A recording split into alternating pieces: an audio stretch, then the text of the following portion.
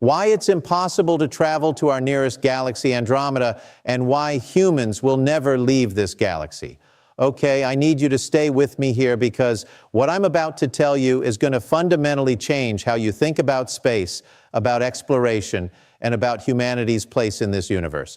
You've heard the promises, you've seen the headlines, Elon Musk talking about becoming a multi-planetary species, NASA announcing missions to Mars, scientists dreaming about reaching the stars. But here's what no one is telling you. We are trapped, not by technology that needs improvement, not by funding that needs to increase, not by political will that needs to strengthen. We are trapped by the fundamental laws of physics themselves.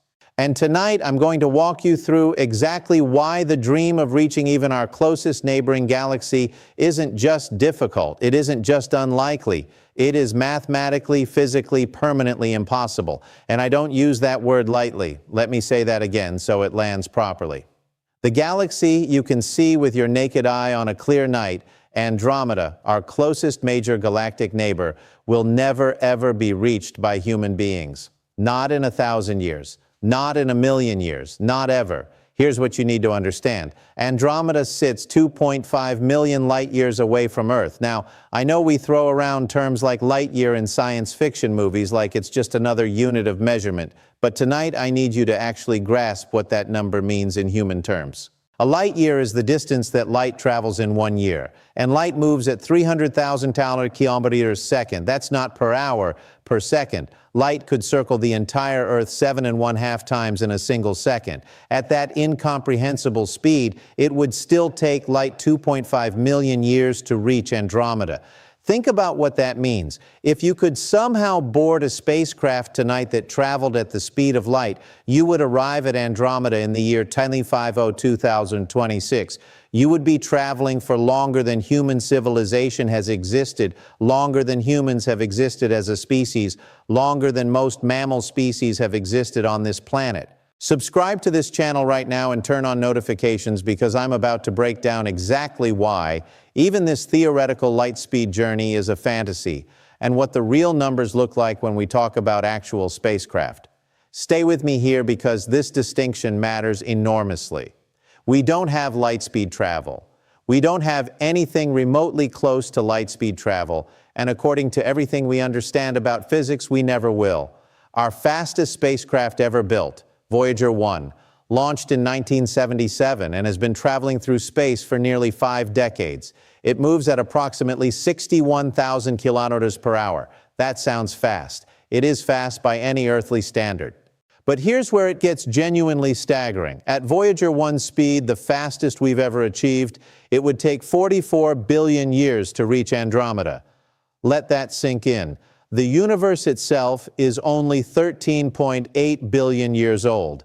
Every star that has ever existed, every galaxy that has ever formed, every planet that has ever coalesced from cosmic dust, all of that has happened in 13.8 billion years, and we would need more than 3 times that long just to reach our neighboring galaxy. This isn't a technology problem. This is a reality problem. Now, I need to tell you why light speed travel itself is impossible, and why even getting close to it creates problems that no amount of engineering can solve. Einstein's theory of special relativity, which has been confirmed by thousands of experiments over more than a century, tells us something profound about the nature of mass and velocity. As any object with mass approaches the speed of light, the energy required to accelerate it further increases exponentially, not linearly, exponentially. Here's what that means in practical terms. To accelerate a single kilogram of matter to 99% of the speed of light would require more energy than all of human civilization currently produces in an entire year. And that's just 1 kilogram. A crewed spacecraft with life support, fuel, supplies, and human beings would weigh hundreds of thousands of kilograms. But it gets worse. To actually reach the speed of light, not 99%, not 99.9%, but 100% would require infinite energy. Let me say that again. Infinite energy, not a lot of energy, not more energy than we have. Infinite as in all the energy that exists in the entire observable universe would not be enough. This isn't a limit of our current technology. This is a fundamental law of how the universe operates. If you're finding this valuable, hit that like button right now, because this story is about to get significantly more complicated when we talk about what these distances mean for communication, for exploration, and for any hope of contact with other civilizations. Drop a comment right now. Tell me where you're watching from. I want to know how far this is reaching. Here's what most people miss when they think about space travel. Even if we could somehow violate the laws of physics and travel at light speed, the human experience of that journey would be utterly incompatible with exploration as we understand it. Picture this. You board a spacecraft tonight. You accelerate instantly to the speed of light, which is impossible. But let's pretend. You travel for 2.5 million years and arrive at Andromeda. Every single person you have ever known is dead. Not just dead, but their bones have turned to dust. That dust has been absorbed back into the Earth, and the Earth itself may no longer exist in recognizable form. Civilizations have risen and fallen, thousands of them, maybe tens of thousands. When you left Earth, humans had just developed nuclear weapons and the internet. When you arrive at Andromeda, assuming humanity still exists, they have had 2.5 million years of additional development. Think about what that means. The first recognizable humans appeared approximately 300,000 years ago. That's how long it took us to go from using stone tools to splitting the atom. Your journey to Andromeda would take 8 times longer than the entire history of our species. The people you encounter when you try to communicate with Earth would be as different from you as you are from the pre-human ancestors who hadn't yet learned to walk upright.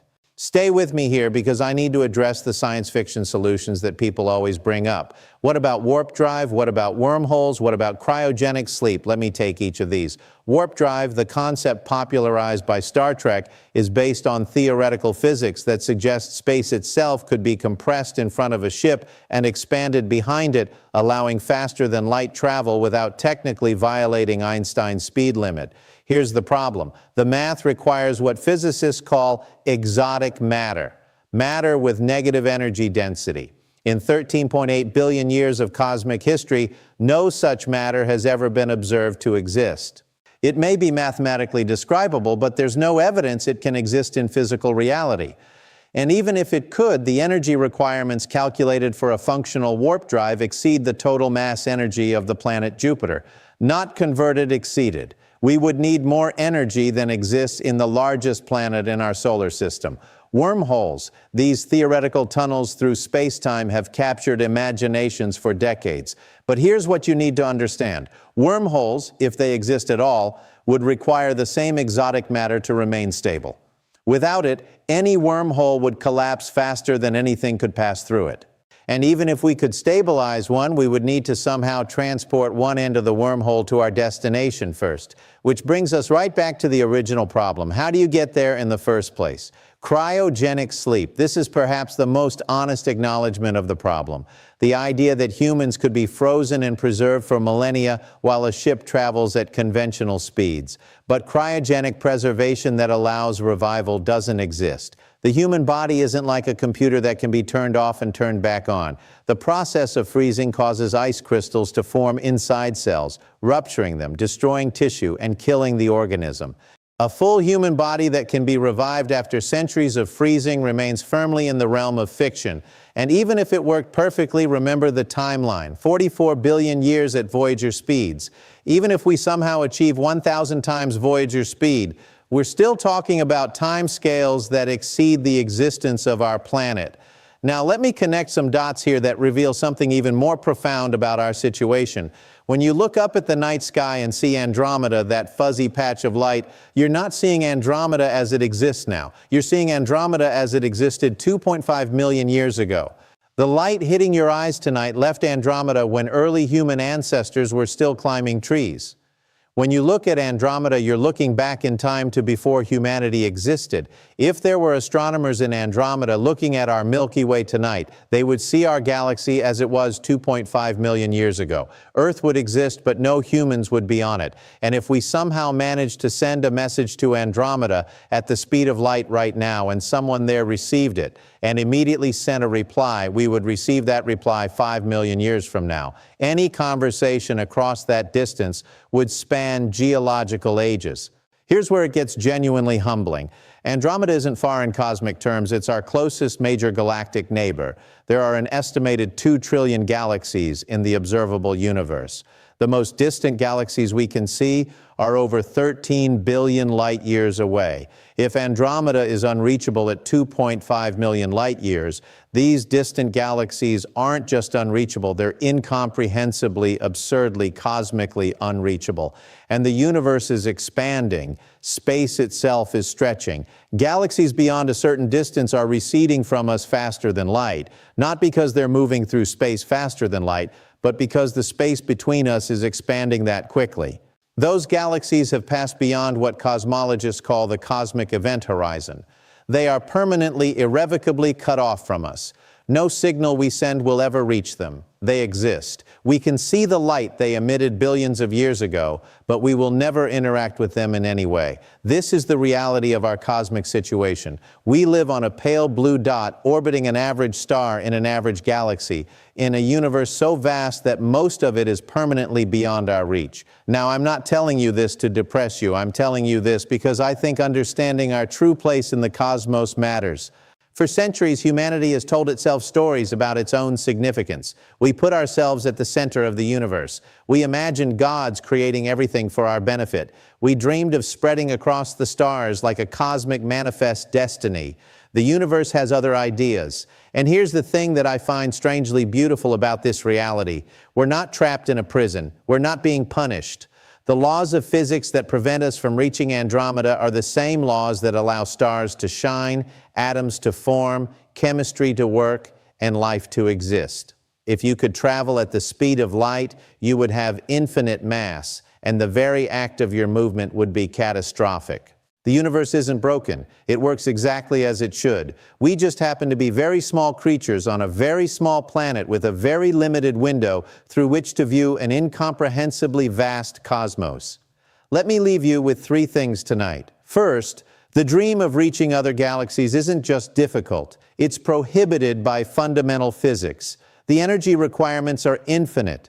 The time scales exceed the age of the universe. No technological advancement within the laws of physics as we understand them can change this. Second, this means that if intelligent life exists in other galaxies, we will never meet them. We will never communicate with them. We are isolated islands of consciousness in an endless cosmic ocean. Third, and this is what I want you to carry with you, this isolation makes what we have here infinitely more precious. This planet, this moment in time, these connections between human beings, this brief flicker of consciousness in the void, we are not going to spread across the universe. We are going to live and die on this small rock, or perhaps in this small solar system, or at the very most in this small corner of one galaxy among trillions. And that has to be enough because it's what we have. The universe doesn't owe us infinity. It gave us existence, which is already the most improbable gift imaginable. What we do with that existence here now on this planet, that's the only thing that actually matters. Make sure you're subscribed with notifications turned on because I'll be exploring more about what science actually tells us about our place in the universe. Not the comfortable lies, but the real story. I'll be watching, and so should you.